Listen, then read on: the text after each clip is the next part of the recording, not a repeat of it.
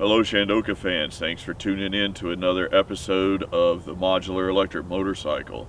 I'm Ernest Ike. I've invented this adapter that allows us to convert any gas motorcycle over to run on electricity. And this design allows us to have modules that fit into each of the different motorcycles that you see behind me, so that we have a very simplified system for building and operating your motorcycle, but you can personalize it to be just exactly yours.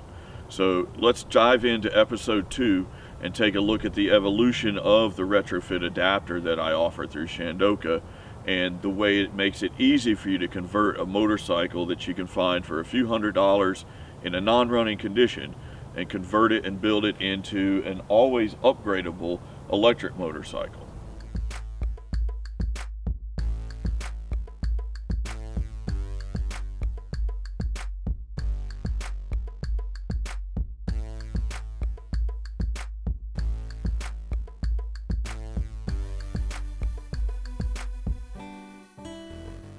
This was the design that I had for the very first prototype of the Shandoka RetroFit adapter.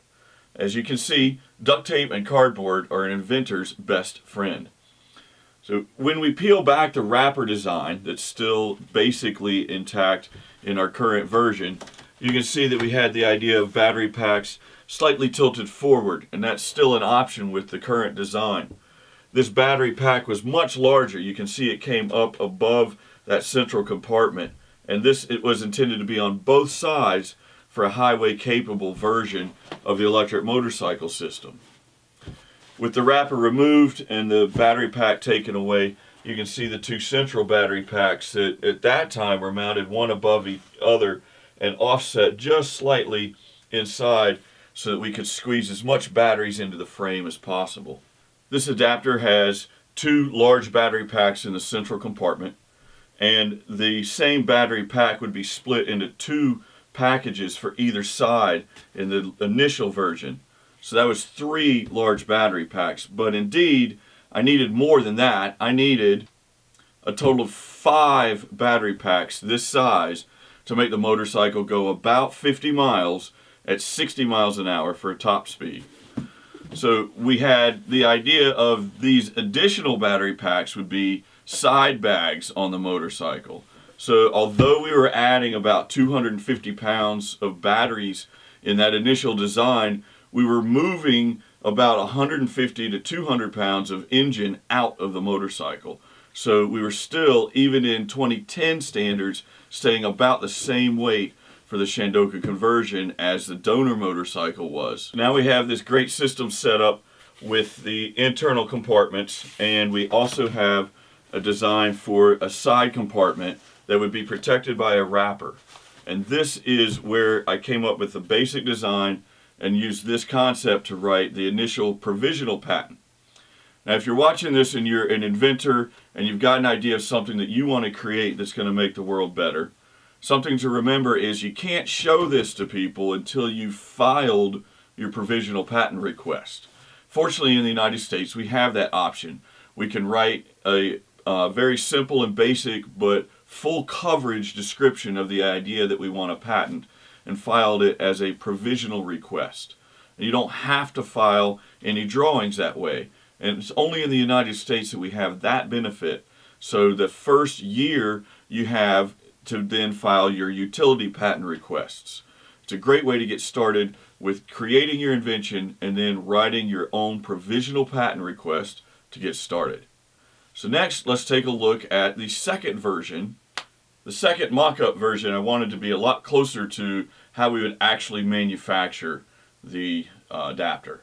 So instead of using aluminum and committing to the effort of cutting and welding and creating that way, this adapter mock-up is actually made from particle board, cut down, and then masonite used with caulk to get very close to the dimensional materials that we'd be working with. I'm here outside of our research and development center. We are going to go take a look today at the freshly cut, ready to go aluminum that's going to go together for our first adapter. Super excited about this moment.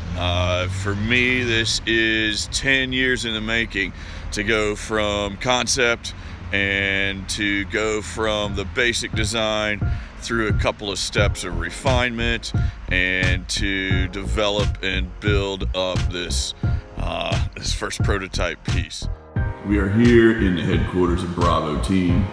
They are the manufacturer and fabricator of choice for Shandoka, and this is our layout of parts for the first adapter series.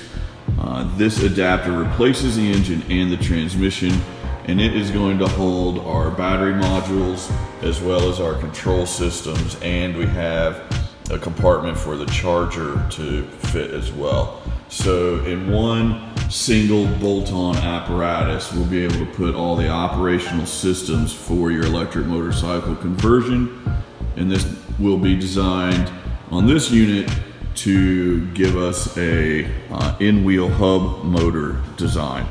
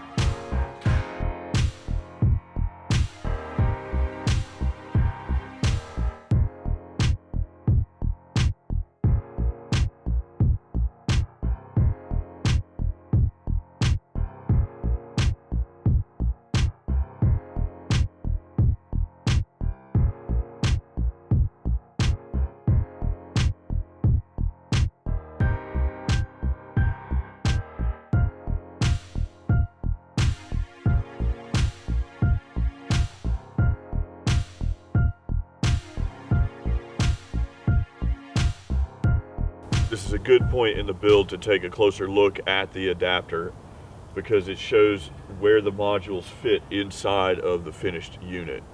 And what you're looking at are support gussets that are there for strength and to help give us a definition of the overall shape when we're finished. And we have cover plates to give access to our side panel. There's also a cover plate that gives access to the center compartment where the primary power supply would be stored. Each of these gussets is giving us sort of a placeholder that we know inside of our computer model so that we can then finish out the skin design. This overall adapter will have a smooth outer shaped skin, much like the wing of an aircraft. That's going to give us superior strength, great aerodynamics, an easy way to personalize the adapter to be yours through simple cover plates or all the way to having custom designed outer shell skin. And at the same time, it provides protection for the pathways for our wiring systems so that if there ever is an incident with the vehicle, even if it falls over on its own or while someone's riding it, the electric systems are protected and housed inside of a system. The worst thing that we can have is a situation where the incident itself doesn't cause much injury to the rider or to first responders, but the onboard electric supply is compromised. And so this design gives us the ability to really armor everything about the operational systems of the motorcycle. In addition, these modules are designed to fit what have become the standard cell sizes for battery production.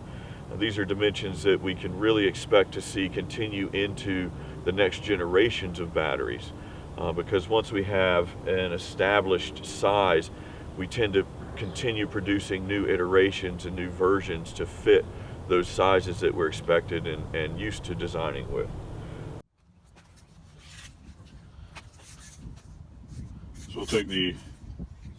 So we'll go back to our cardboard pattern that we know matches up with the motorcycle, and we're gonna lay this design basically right here and then trim away some excess. So then we can do a little bit of that.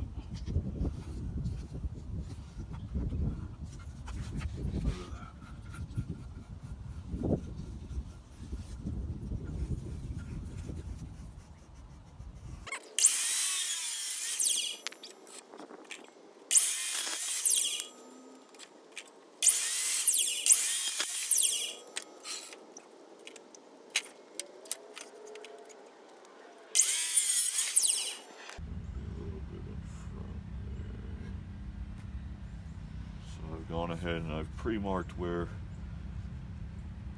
our gussets fall.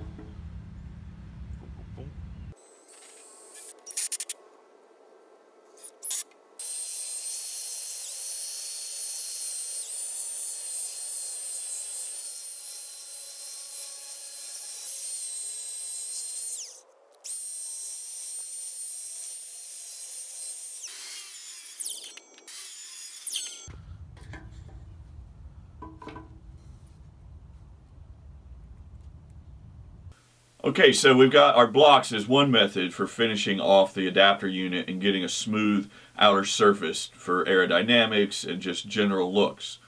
There's a couple of other ways to go about finishing off your motorcycle. One of the other ways is with a fairing. When you use the original fairing from the motorcycles, you were able to hide the entire adapter unit underneath that original skin. So on the Kawasaki Ninja series, on the Honda CBRs, and a number of other manufacturers' sport bikes, the original fairing can actually fit over the slim version of our adapter. And in the burly, heavy-duty battery packs, the big stuff that we want to put on the bikes, we can just trim away some of these inner fairings or, of course, create all new custom bodywork. Now, let's look at one more method for completing out the system. Here's our digital representation of the outer skins that can be welded in place onto an adapter unit. Now, when using this method, we're creating the lightest and sturdiest version of the adapter unit. It's built a lot like an airplane wing, where the outer skin is structurally coupled to the inner compartments, and the overall combination creates a very lightweight, very strong adapter unit. These are what you'd be looking at for your highest performance sport bikes and longest range cruisers. Well, I think that about does it for episode 2, the evolution of the adapter system. Thanks for following along as I've shown you some of the basic underlying ideas here, and I look forward to showing you more of the details as we finish out this adapter and get ready to power up the motorcycle for this spring. See you soon.